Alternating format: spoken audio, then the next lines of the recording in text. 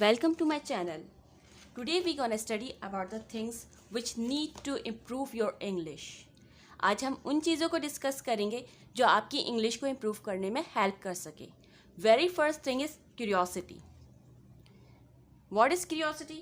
Curiosity means eager to learn and have interest to know about something. Means किसी चीज़ को जानने का शौक होना, किसी चीज़ के बारे में पढ़ना. That interest is called curiosity. So we can say that curiosity is the superpower and curiosity is very important in learning. Curiosity super power है और हर चीज़ को सीखने के लिए curiosity बहुत ज़्यादा ज़रूरी है.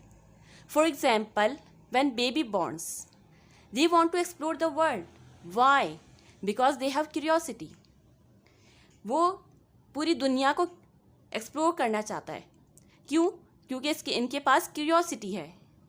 So curiosity is that power which will make you able to learn. So you must have curiosity. And second thing is that start your speaking with the common phrases. And what do you mean by phrases? Phrases क्या होते हैं? It's not a complete sentence. ये complete sentence नहीं होता.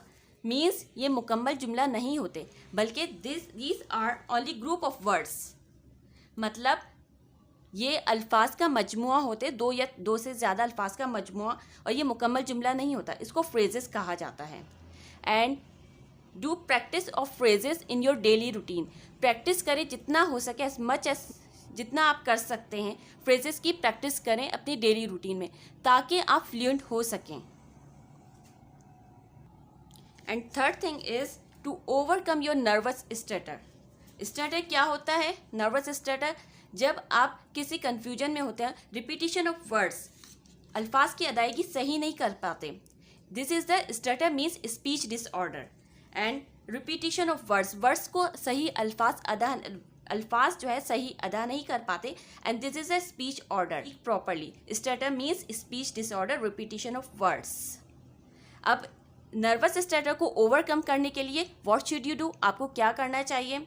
आपको ये करना होगा कि वही पार्टिकुलर फ्रेजेस, सेंटेंसेस या वोकैबुलरी वर्ड्स को बार बार रिपीट करें, ताकि आपके अंदर जितनी प्रैक्टिस करेंगे इतना एतमाद पैदा होगा, इतने कॉन्फिडेंस होगा. जितना कॉन्फिडेंस होगा इतना खौफ ख़त्म होगा. So you have nervous stutter को ओवरकम करने के लिए आप रिपीट करें वही पार्टिकुलर सेंटेंस को. And fourth thing is listening comprehension. Listening comprehensions क्या होते हैं? मीन्स कॉम्प्रीहेंशन क्या होता है? Thorough understanding means complete understanding. Comprehension जब एक तो सुनना, एक तो बोलना होता है, दूसरा सुनना. बोलने के लिए ज़्यादा इंपॉर्टेंट है सुनना. जो आप सुनेंगे वही बोलेंगे. So we can say that listening is very important in speaking. Comprehensions क्या होते हैं? Thorough understanding. इसमें आप सुनेंगे. कॉम्प्रीहेंशंस में एक तो आपकी नॉलेज में इजाफा होगा. कॉम्प्रीहेंशन जब आप सुनेंगे तो एक तो आपकी नॉलेज में इजाफा होगा.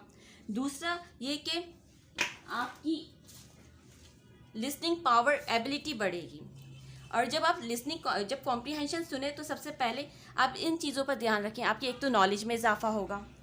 दूसरा आप विकेबलरी वर्ड्स पर ध्यान रखें कि which vocabulary words are used in comprehensions. Comprehensions में कौन कौन से विकेबलरी वर्ड्स यूज़ किए गए हैं, और कॉम्प्रीहेंशन का सेंटेंस स्ट्रक्चर क्या है, सेंटेंस किस तरीके से अदा किए गए हैं. एंड जब आप कॉम्प्रीहेंशन सुने तो आपका मेन फोकस जो है विकेबलरी वर्ड्स, सेंटेंस स्ट्रक्चर और कंजक्शंस पर होना चाहिए. अब कंजक्शंस वो होते हैं जो दो जुमलों, वो अल्फाज होते हैं, वो लफ्ज़ होते हैं जो दो जुमलों को जोड़ते हैं. अब उन लफ्ज़ को क्या कहा जाता है? कंजक्शंस. और लास्ट मेन चीज़ क्या है कि आपकी प्रोनाउंसिएशन पर ध्यान दें. जब आप कॉम्प्रीहेंशन सुने तो उनकी प्रोनाउंसिएशन पर ध्यान दें कि वो एक्सेंट, किस किस्म का एक्सेंट यूज़ किया जा रहा है, और प्रोनाउंसिएशन क्या है विकेबलरी वर्ड्स की. एक तो सेंटेंस स्ट्रक्चर पर ध्यान दें. विकेबलरी वर्ड्स, एक तो आपकी विकेबलरी भी इंक्रीज हो सकती है, इंप्रूव हो सकती है कॉम्प्रीहेंशन सुनने से. And fifth thing is vocabulary words. अब विकेबलरी वर्ड्स क्या होते हैं? List of difficult words of a book with explanation. آپ ڈیلی جو ہے 4 یا 5 ووکیبلری ورڈس یاد کریں ان کی ایکسپلینیشن کے ساتھ. اب ووکیبلری ورڈس کیا ہوتے ہیں؟ وہ یہ ہوتے ہیں کہ کسی بک یا سبجیکٹ میں ڈیفیکلٹ ورڈس ان کی آپ ووکیبلری ورڈس کو جو ہے ایکسپلینیشن کے ساتھ یاد کریں. اب ووکیبلری ورڈس کیا ہوتے ہیں؟ List of difficult words of a book with explanation, that is called vocabulary words. At least 4 اور 5 اپنی ڈیلی روٹین میں پریکٹس بنانے کے ووکیبلری ورڈس آپ کو یاد کرنے ہیں. And last thing is record your sound. جب آپ بک کی ریڈنگ کریں یا کمپریہنشن کی ریڈنگ کریں تو اب آپ کو کیا کرنا ہے؟ اپنی ساؤنڈ کو ریکارڈ کر لیں. اب ریکارڈ کرنے کے بعد آپ کیا کریں؟ اس ساؤنڈ کو سنیں and find out your mistakes, اور اپنی مسٹیکس کو فائنڈ آؤٹ کریں. My dear student, find out your mistakes in pronunciation, especially pronunciation میں اپنی مسٹیکس کو فائنڈ آؤٹ کریں اور پریکٹس کریں ڈیلی. Thank you.